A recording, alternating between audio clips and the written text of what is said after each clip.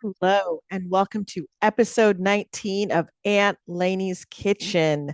I am here today. We are going to be in the kitchen. We're going to talk about watch parties for all these big kind of events that we have, these big sporting events that are coming up in the cold during the cold weather. We've got stuff for football and basketball and a couple other sports that we'll be watching definitely in our cozy houses. Then there's Palentine's Day, right? Kind of a platonic love holiday celebrating our friends and our friendships. And that occurs on February 13th. But honestly, every day can be, for me, Palentine's Day. So every day for me is kind of Palentine's Day. I really appreciate the friends that I have in my life. And then we'll end the show talking about dinner for one or two, right? Dinner for one or two, depending on how, you know, things shake out. And so this is why, and this is so important to me because I know that this time of year, Valentine's Day, it comes after the darkness of January. We've got some celebrations with, MLK Day, but then it kind of goes, things just kind of like, uh, are focused on like the darkness. And even though it is kind of getting lighter, as you notice, like as it gets later, it's like, oh, what? Still kind of light at 5:15. That I'm living for that. 5:15 p.m. I'm living for that. But for a lot of people, this is a really difficult time of the year. And, Valentine's Day. And for some people, they think it's a commercial holiday. So there's a lot of anti-Valentine's things going on, right? And so for me, I just think, for myself, it's like I want to eat good all the time, right? As much as I can. And, whether it's in my house where it's like, I do a lot of shelf cooking and I've kind of been like, pivoting towards that because I do a lot of shelf cooking. It's like I don't necessarily want to, leave my house to go, buy some food when I have food in my house. I think I'm turning into my parents and both sets of grandparents, but here I am. Um, so I just, for me, it's not Valentine's Day, whether, I'm spending it with other people or just myself. It's to me, it's a day that I'm going to eat well, no matter what. Okay. So I'm going to start the show off with all those good feelings and all the vibes, but I'm going to start the show off very controversial. I am. I try not to be too controversial. I definitely have opinions and viewpoints, but this is kind of a controversial take. Okay. I believe that watch parties, especially for championship games or, big kind of pivotal games, whether it's like the final championship or, a smaller regional championship, I think it works better, these watch parties, when the food is served in courses. I know. Most of us are kind of accustomed to the free for all buffet served at watch parties. And for me, there's nothing wrong with that. You got the chips and the dips and like little slices of pizza. You got chicken wings. You got cupcakes, pretzels, cookies, and other goodies. They're just kind of strewn haphazardly on the table or the counter. And, party goers, were left to forage, not unlike scavengers, right? And then the whole time you're trying to forage and but then you're like, okay, where's everything at? Because things are just thrown on the table. And again, no shade to people that are actually hosting the watch parties or providing the food, because that's a big deal, right? I mean, that is like a big responsibility because you got to check for allergies, you got to check for all kinds of other things that concerns people might have about certain foods. So you are, to me, the goats, right? You're the greatest of all time for actually taking that on. But with that buffet style, that haphazard buffet style, the food table is a hot mess. And the hot mess starts before the kickoff or the first kind of like beginning of a game, and it makes it more difficult to keep the food replenished.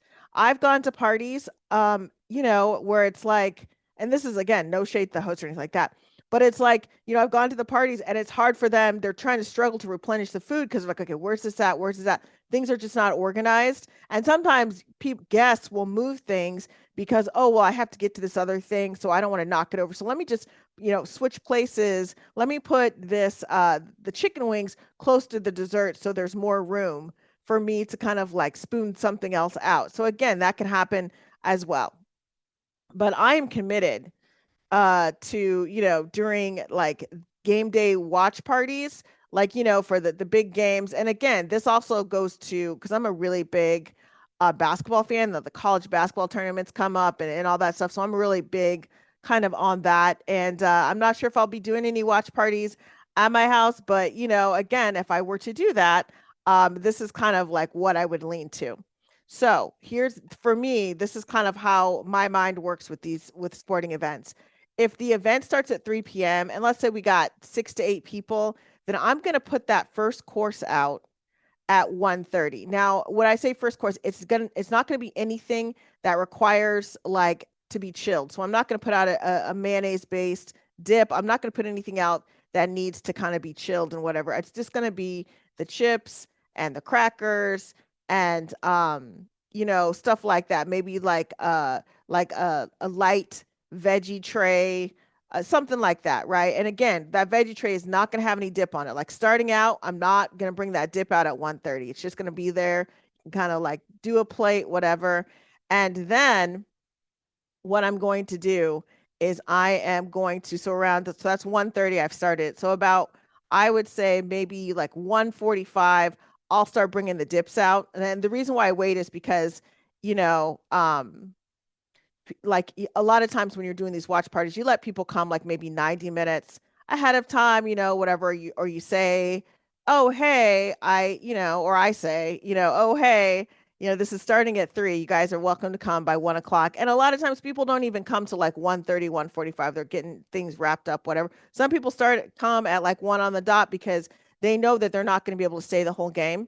They might have other things to go and do. So they're going to stay and they're going to leave right before kickoff. That happens sometimes because people have other, they're like, oh, hey, I'm actually having a watch party at my house that my spouse or roommates or they're getting ready for that. So that's all, they're preparing for that. I'm just going to stop by here, see some friends, and then go on my way. So that's why I kind of say, put that first course out there. And then if it starts at 1:30, if there's any kind of cold dips or anything like that, I would not put those out. Or what you could do as well, if you know you're going to get a lot of people, or if you know that there's going to be like a lot of people coming out or something like that, or the host knows there's a lot of people they're going to be coming at 1 o'clock for that 1 o'clock kind of like party start, then of course, you could, they could put out the dips, but just make sure that they are being properly chilled. You want to keep them at a good temperature because again, things being left out can cause illnesses, right? Some of the, you got to really be watching, those times as far as like just food sitting out there. You want to make sure that it's properly heated, or if it's supposed to be cold, that it's, got the ice in there and it's kind of, being taken care of. And also what also helps me too is instead of putting the big vat of things out, I might get a smaller ramekin and have, put the dip in there so people can kind of spoon it out and then replenish it. So I've got the majority of like the vat of dip or the big container of dip in my refrigerator, then I'm just bringing it out and I'm just putting some in the ramekin and replenishing it that way. So that's another great way to do it. Again, we're going to make sure that the dips that need to have any kind of chilling situation have the proper ice and have that. So that's okay. So that's 1:30. Now at 2:15. At 2:15, that's when the hot food's coming out. So that is when I've got the chicken wings or flats, chicken tenders, sliders, tater tots. Maybe I've got some mini quesadilla bites that I'm working with some salsa there. Like some of the homemade salsa I like to make. So that's the second course. So I'm setting that out there. And that's at about 2:15. And then I'm going to put the third course out. And if I have like a smaller, and I have a lot of like these little stands, if I have a smaller stand, and I'm not going to really with the desserts, I'm not going to have a big variety, right? What I tend to do is I make sure I don't have any kind of peanut based things with my desserts. So because I don't really eat a lot of, peanut based desserts or anything like that. So that's one thing. So I'm just gonna kind of have like mini cupcakes for the desserts, maybe some like cookies, and maybe like a couple like fruit slices or something like that, some like a little fruit cup, something like that. So that's the third course is out by 2:40, and that gives people enough time to talk and chat and kind of circulate a little bit before the game starts. And then right before the game starts, so if that's at 2:40, then around and people are standing in line because again for me, this is like 6 to 8 people at the most, right?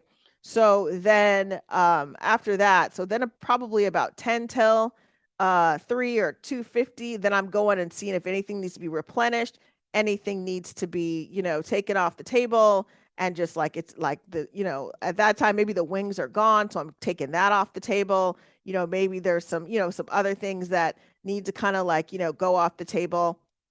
So that's what I'm doing now. If I get an influx of people coming in, sometimes people don't come in. They're like, oh, they leave after the first quarter. They get there the second quarter. They haven't eaten. Then, again, but usually you kind of, have an idea. There's like an idea put out there. Someone's going to say, hey, I'm running late. I'll be there after first quarter. So you kind of know. But for the most part, most of the people that have eaten have already eaten. Now they might get munchy, right? Because halftime people come back. So make sure, like for me, like the host needs to really make sure that that that everything is replenished the way it should be. So all the old kind of things are, off the table and all that stuff, and then the new batch or the rest of what is available is out there. And then I would definitely say that clean as you go is kind of like that whole kind of clean as you go thing that they say for hosts. Cleaning as they go really does kind of help you. You've got a trash bag that is, readily available. No one has to look for the trash. It's like right there. Now, with the drinks situation, I know that everybody's at a different journey when it comes to alcohol. So for me, I will have like some alcohol available, and I will tell people, hey, you probably want to bring your own, because I'll have like, a lot of times I'll do like a mocktail.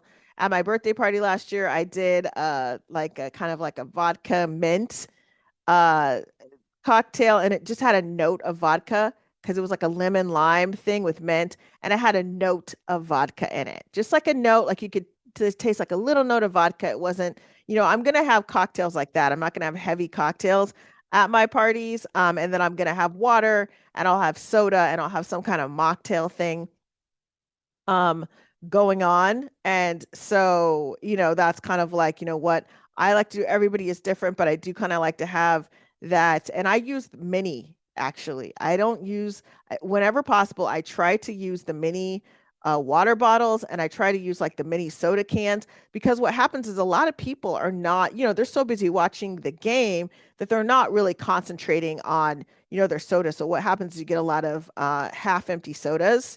So I'll definitely, like, if I have a party of 6 to 8, then what I'm going to do is I'm going to have sodas. I'm going to have about a 12 pack of a regular soda. I'll have like, and again, I know my guests. So it's like, if I know I only have one diet drinker, then, diet soda drinker, then I'm only going to have one uh kind of 6 pack of like a mini uh soda, like mini diet soda there, just because it's like you don't want to have a lot if I'm not drinking diet soda, especially.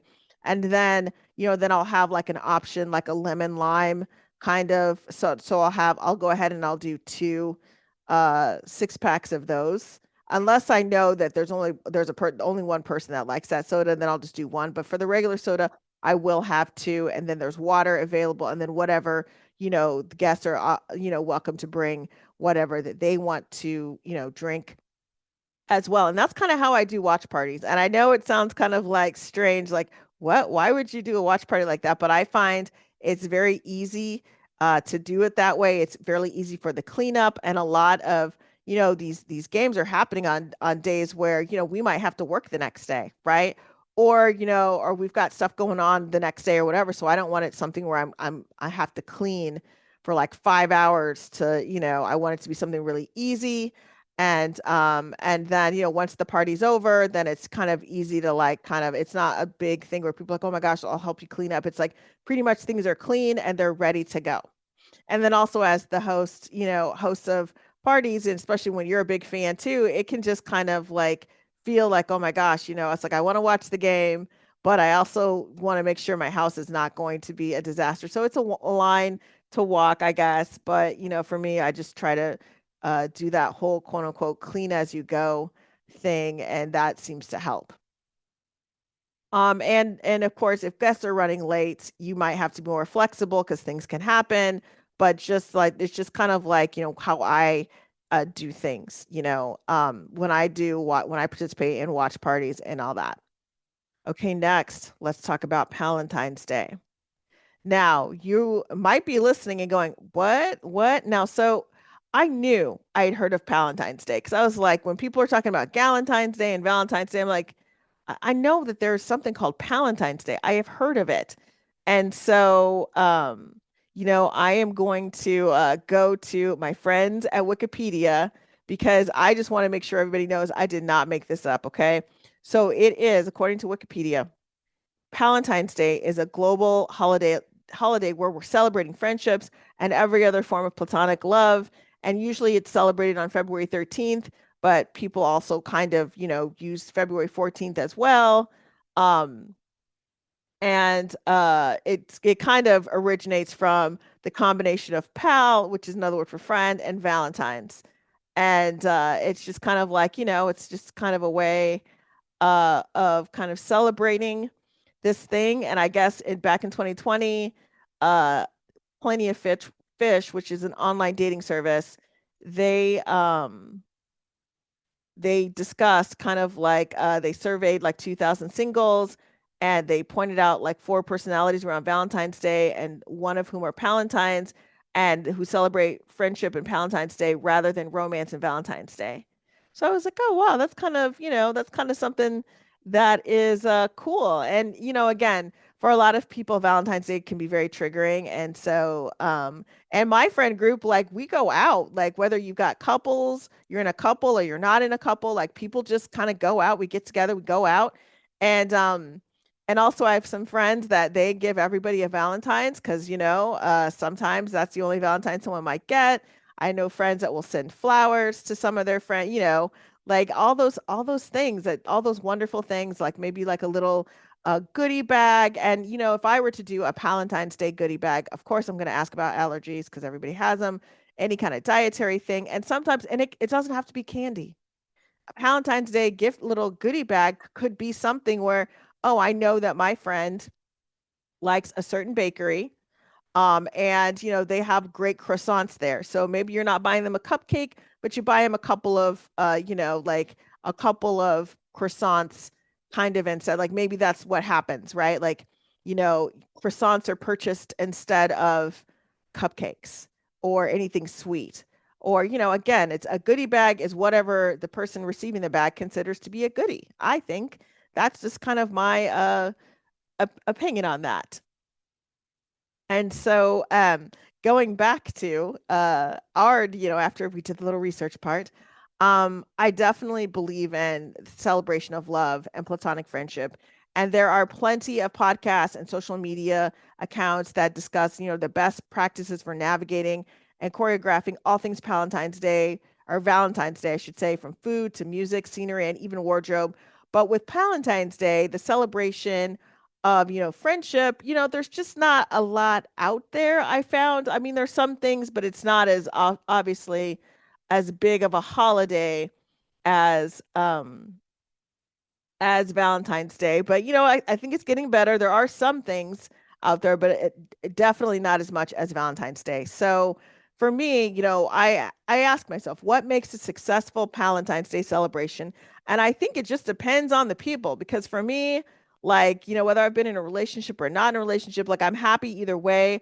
But like I like when I am single, I like to go out and have fun with my friends. Maybe that looks like going out dancing, listening to a local cover band or a band play, supporting the local musicians, or it might be a night out and having tacos and like tacos and iced tea or tacos and margaritas, something like that. Might be something that looks like that. It might be something where we go to someone's house and we celebrate like with food, right? We might even order just it might be simple as ordering a pizza or something a bit more complex to that because Valentine's Day it can just be so triggering and it's not just because people might be lonely but it might be they are they're mourning the loss of love or like the loss of a partner, however that happened whether through death or breakup. And that's why again Valentine's Day is so important because being surrounded by friends and yummy food and drink, it can lift your spirits. Now, in the past, what I've done, I've gone out dancing. I've gone to Sunday brunch. I've done lots of things. I've gone out to coffee one-on-one with some people, like, so a friend that was really kind of going through a hard time. I've done things like during like during more of the pandemic days, the first part of the pandemic when it wasn't quite a lockdown, it was just kind of like whatever. I had more of like a low key one. I think I spent some time with just a couple of friends, but some things that we can do, for me, as far as like, like if you're somebody that maybe you don't want to be out right now, you just want to sit with your friends and your comfy clothes and you don't want to get dressed up or anything like that. I totally get it. I was thinking, I was like, what would be like a nice kind of Valentine's Day, like at home, like not worrying about anything else, but what could I do at home and or at someone's house or something like that. And definitely like a hot cocoa. I was thinking about like I was so hungry when I was kind of writing these notes, but like a hot cocoa bar, right? With like a sandwich wrap, some kind of a breakfast burrito thing. And I was like, oh man, that sounds really good. Maybe a greasy spoon dinner where there's like kind of like a diner feel, like you kind of do sliders and fries, or like a rom-com movie night with pizza and breadsticks, tacos and margs, as I mentioned, soup and crackers, or soup and salad, barbecue. Um, and my Palentine practice welcomes both singles and couples to join in on the festivities, right? Because we're going to eat well, we're going to exchange silly anecdotes, we're going to feel the joy that naturally occurs when friends hang out together.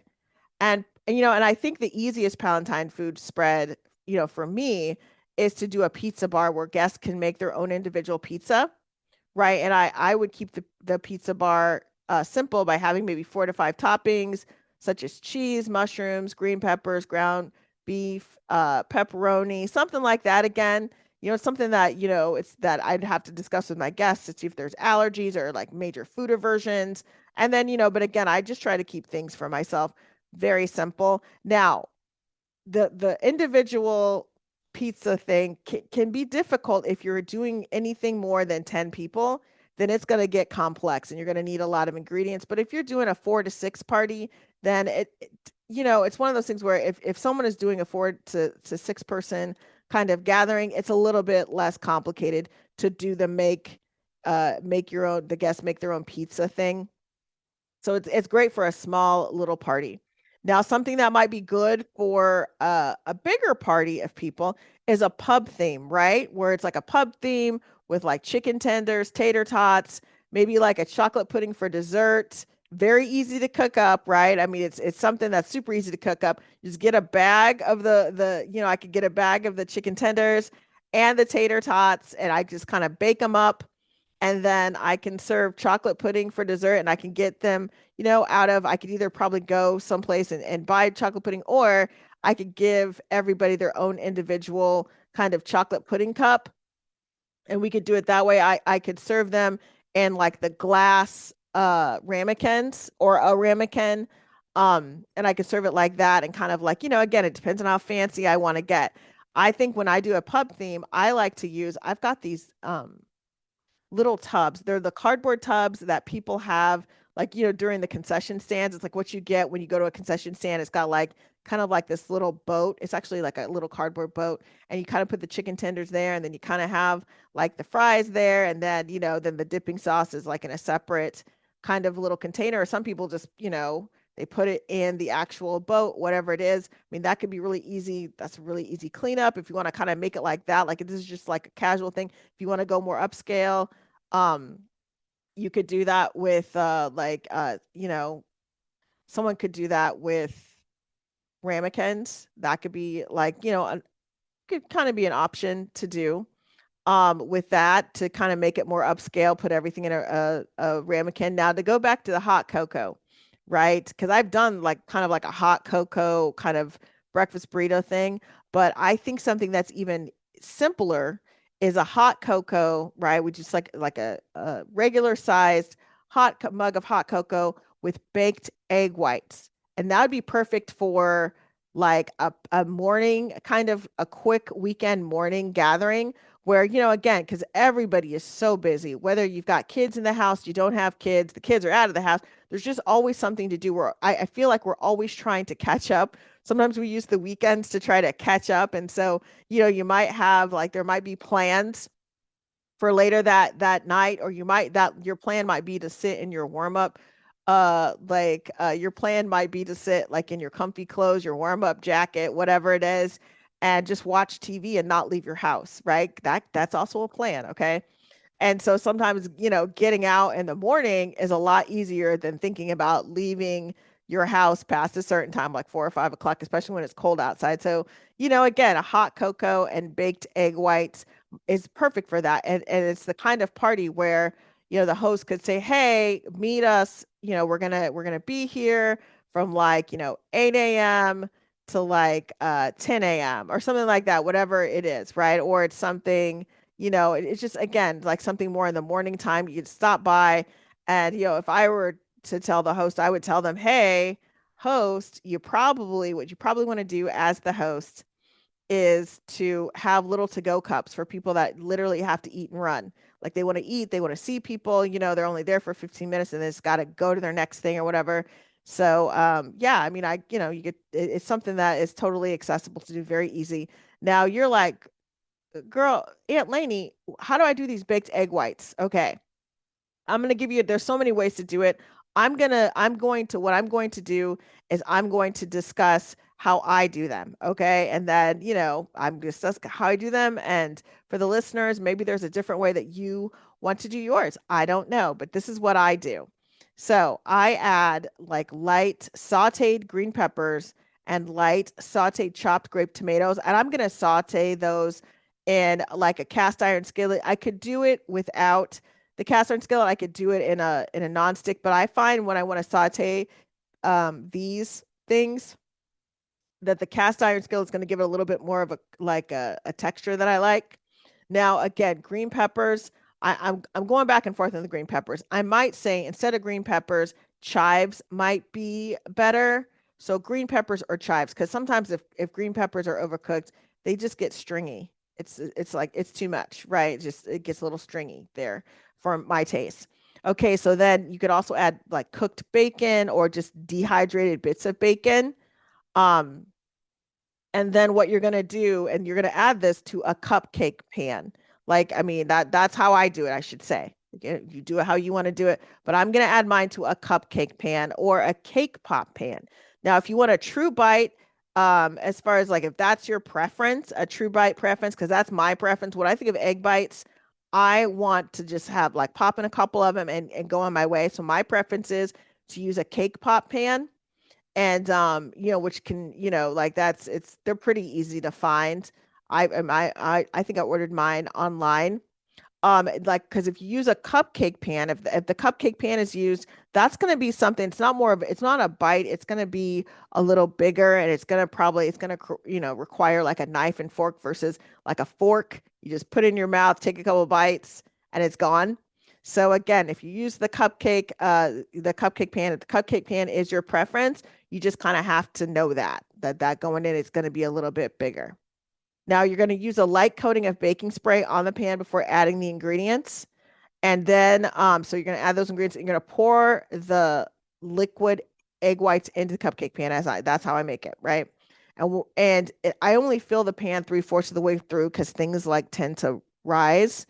And I bake it for 5 to 10 minutes, about 275, um, and then degrees Fahrenheit. Now, the reason why I'm doing it at a low temperature is because, in my experience, egg whites can dry out. So if I go too high on the temperature, even if I pull them out in a timely manner, they dry out. So I just kind of I want to keep it low, and it's something that I have to pay attention to. I can't get distracted like, oh, I got to take the laundry out, let me just go do that, and then I'm going to do this, and I'm going to come back and see about them. It's like, for me, in my experience, I find that if I'm cooking these, I've got to really pay attention.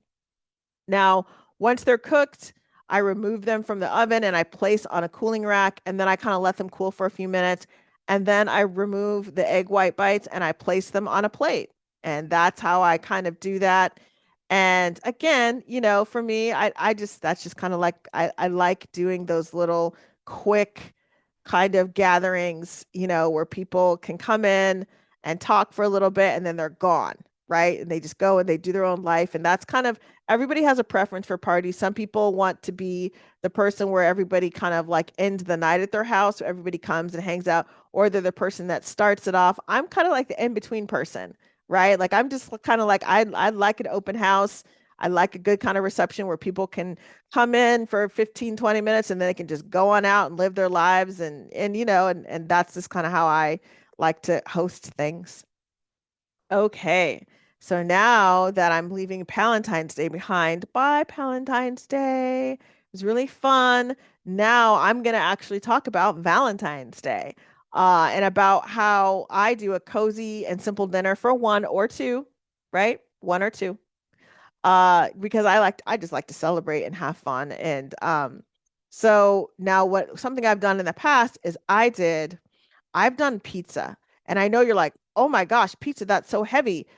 I do a light pizza. So I'll either do like a flatbread pizza that I've made, or there's like in the past I've purchased a heart-shaped pizza that's kind of like, it's not super big, but it's kind of like, two people, if you cut it, you can cut it into like fourths, and then like two people can eat like, four kind of small, or I'm sorry, two pieces each of a small pizza. I do like a side salad. I'll put like a little tomato in the side salad. I'll do a little it's like tomato, and then I'll have like a little bit of a red onion, just like a little bit, or a shallot. For me, shallots actually work better. I might put like some mushrooms in there, unless the other person has a mushroom aversion. Like some lightly kind of sauteed mushroom, not like super sauteed, but just like a little bit, just to kind of break it down. But sometimes it depends on if I put mushrooms on the pizza too as well. But so on the pizza, I do what I do for the pizza, just to kind of go back to that. I might do like a simple pepperoni. If the other person is a vegetarian, I would kind of do like, depending on what their preferences are, like a mushrooms, maybe like some green peppers on there, and black olives, something like that. Like that's kind of what I would do, depending on what, their preferences are. Um, and then, again, going back to the small salad again, because I'm like, oh, wait, I didn't talk about the pizza enough. And so with the small salad, I'm just going to put like a little bit of extra virgin olive oil as the salad dressing, and then just put like a little bit of lemon in the salad. It's just like a little bit, just like a little bit of like a little squeeze of lemon, a little bit of lemon juice, and then probably put some basil on there and a little bit of the dried Parmesan cheese. So that's going to give it like a nice kind of flavor profile. And again, I'm keeping everything light. Then I'm going to take three breadsticks, just three breadsticks. And I'm going to, and I purchased those at, in the frozen section of a store. I'm not making my own breadsticks. Although, if I did want to do a bread situation, what I could do, and I didn't have breadsticks, I just had bread. I could just do a simple kind of garlic bread, and because I have a panini maker, I can put like a little bit of like spray the panini maker plates, and then season it a little bit with some basil and a little bit of like maybe garlic oil, something like that, and then just use the panini maker to kind of give it a nice crisp on the bread. And maybe I would do like two pieces of the bread, and then I would cut them in half, or I could cut them in fourths if I want to, if I'm doing the bread. But I probably would cut them into fourths, and then and then I'll go on to, and then have like use a dipping sauce. But to go back to the three breadsticks, I feel like I'm just going back. I'm coming forward, I'm going back. Okay, the three breadsticks is that if it's just for two, in my experience, like having more than the three breadsticks it's going to be a lot.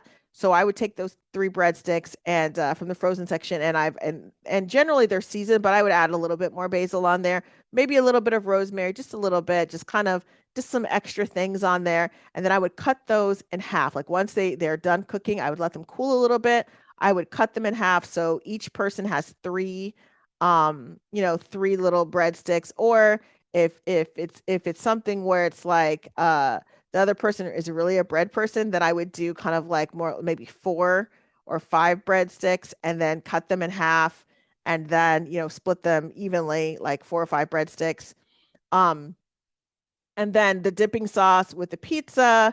It's just pizza sauce, and I'm using dried Parmesan cheese, basil, and oregano. Now, some people might want to cook it down, like put that in a pot and kind of like a nonstick pot and cook it down and season it that way. And that's definitely some way that could be prepared. But for me, I kind of want it to be cold, not necessarily hot. If the breadsticks for me are hot, then I don't need the sauce to be hot as well.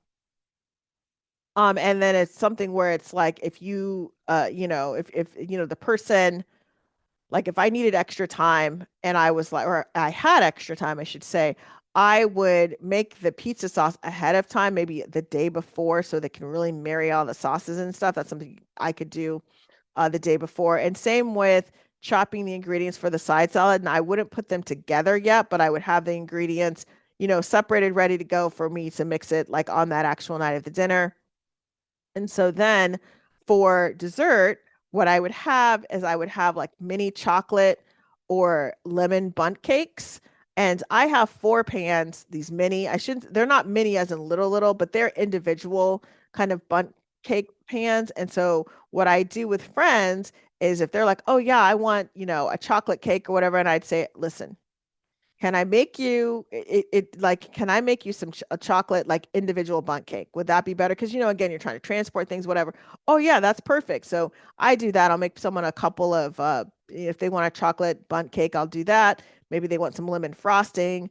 I'll do that. I'll have it like frosted. I put them like in a little cake box and deliver it um that way.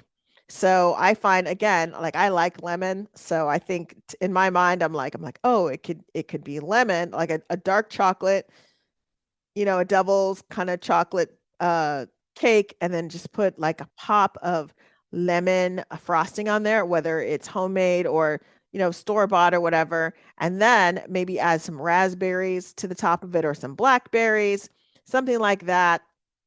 Or you could do or someone could do like a lemon bundt cake and then have lemon frosting or chocolate frosting, whatever the person likes. And then for drinks, what I'm going to do is I'm going to do either a carbonated mocktail or like a glass of wine, right? And it just kind of depends on my mood. Probably like a Malbec, because Malbec is like my best friend of red wine.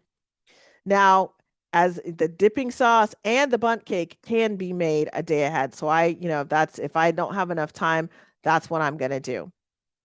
Now, if pizza is not every, I know because I know Pete, this whole thing, like it's not everybody's thing. Not everyone is a pizza person like I am. My mom used to joke that she was pregnant when she was pregnant with me, all she did was eat pizza. And when she was pregnant with my sister, all she did was eat salad. So I was kind of laughing at that, and we both like, I'm a pizza person and she's really a salad person. I like salad as well, but she's really a salad and veggie person. Okay, so another option that I could use is I could make a shared plate of nachos, right? And with peppers and like green peppers, tomatoes, black olives, onions, cheese, ground beef, or bits of bacon, right? And then I could do like a tres leches cake for dessert. And then, or I could do a salad, right, with grilled chicken, to put some seasoned steak fries on the side, and maybe like a berry compote with a whipped cream on top. So that, I mean, for me, that could be really yummy and very easy to make. Or I could do a soup night with a side salad and crusty rolls, a lemon or vanilla cupcakes as kind of a dessert there. And also, chances are there's probably more than rom-coms that can be streamed, or maybe there's a couple of old school sitcoms to watch, sitting in a queue just waiting to be watched. So again, everybody has their own kind of idea of what a cozy Valentine's Day is. And I think that sometimes we get so overwhelmed and the social media part, and oh, it's got to be this glamorous thing, and I'm going to take pictures of it, and it's just I got to impress everybody. And instead of maybe just kind of like for myself, just really, or for ourselves, just really kind of saying, hey, you know what, I've got someone special, whether that person is just, the individual, or they've got, someone else with them. They're in a couple, it's whatever you want it to be, however complicated or simple you want it to be. I prefer simple things because the reason why I prefer simple things when it comes to like dinners at home is because when it gets too complex in my experience, you get like I should say I get frustrated because I'm like, oh my gosh, I really could have spent more time on this. Like I'm just critiquing, but if it's a simple thing, like a simple pizza, a simple side salad, the three breadsticks, like something simple that doesn't take too long to do, then I can really just enjoy kind of like the moment and like watching the rom-coms or whatever I'm watching or just chatting with the other person, like all those things that I'm not stressed out. That's just how I work. Not everyone works that way, but that's just how I work. You guys have been great. Thank you so much for your support. I do have a new Aunt Lainey's Kitchen, well, relatively new Aunt Lainey's Kitchen on Facebook, and I'm making moves on TikTok, you guys. Forever, however long we have it, I'm making moves on TikTok. I'm trying to, expand more of my social media reach. I am on Instagram on Aunt Lainey's Kitchen. I'm trying to kind of expand that. Just a lot of things are going on right now, and with everything. And so I'm trying to like, be more mindful in how I do things. I'll be also, reviewing restaurants. I did say in 2025, I would be running the streets, putting that in quotes, trying restaurants, but I would also, probably balance it out with being in the kitchen more, talking more about kitchen things. And that requires to do, I'm doing more research. So I'm finding myself, I'm like, looking, I'm like after my corporate job, I get online and I'm looking at other cooks and I'm kind of like, learning about new processes and techniques, watching, streaming, cooking shows, reading, all those things to kind of put, my own spin on things or have a better understanding on how to do things, especially with baking. Because I always say I'm an okay baker. Like I can bake you something, you will not get sick, it will be good, but I'm not a fantastic baker. And some of the reasons why I'm not fantastic is because I don't pay attention enough. And you really have to pay attention when you're baking. Everybody knows that. And so I'm a pretty good savory cook, but I really want to tackle baking and just get better at it. I'm not gonna, I'm not trying to be like on MasterChef with my baking, but I do want to, put the same effort into baking that I do into savory cooking. And with that, I will talk to you soon. I will be back soon to talk to you all about the restaurants that I am going to be reviewing and reviewing. So take care, everyone, and I will talk to you soon.